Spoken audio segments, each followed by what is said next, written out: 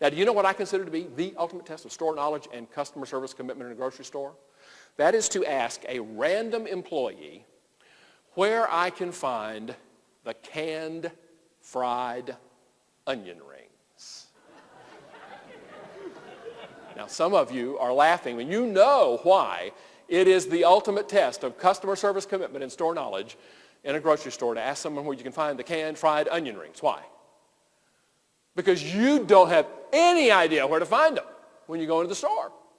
And some of you are saying, what is this man talking about? And others of you know exactly what I'm talking about, and you know that canned fried onion rings were developed by food scientists many decades ago to serve one purpose on earth and one purpose only, and that is to rest atop green bean casserole, right?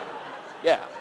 And so I go up, in fact, where I come from in the South, it has said that you would sooner make a green bean casserole without the green beans than without the onion ring. So I go up to, and I ask this guy, he's the sushi chef, right?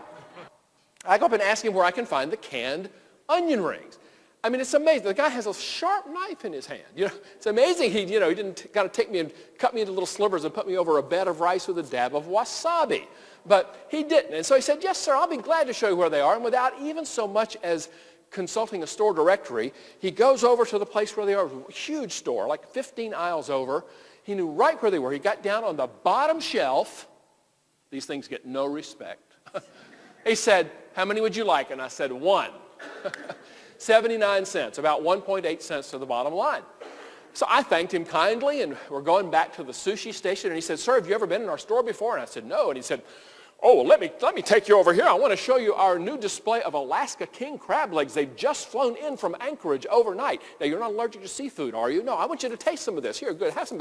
Put some in some nice clarified butter over there. And then, oh, by the way, I want you to come over here and see this display we have of artisanal olive oils. I didn't even know there were artisanal olive oils. The man acted like he was Danny Wegman. He acted like he owned the place. He was so enthusiastic, so into what he was doing. I was staying with some friends that night in Syracuse, and I did not have the heart to put those onion rings back on the shelf.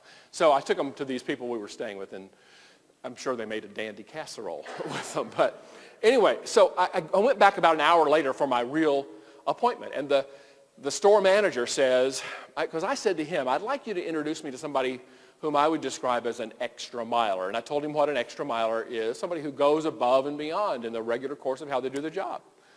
He said, we've got a lot of them in the store, but one who I know is here right now is our sushi chef. Let me take you and introduce you to him. So I go back there, and Philip looks at me as if to say, oh, you again? And I told him why I was there. And I said, Philip, your manager has singled you out as somebody who goes above and beyond, somebody who's really remarkable in this store. I've witnessed that. I've been on the receiving end of it. Why are you so into this place? He said, I'll tell you why. And he told me a little of his story. He had come to this country 25 years before as a recent high school graduate from the Philippines with 6 of his 7 siblings. Eldest sister stayed in the Philippines. Everybody else settled in Cherry Hill, New Jersey. He's up in Syracuse, New York.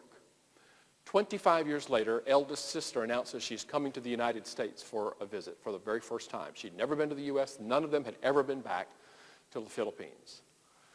He's trying to figure out how he can spend time down in Cherry Hill. It's a 6-hour drive without driving back and forth 19 times.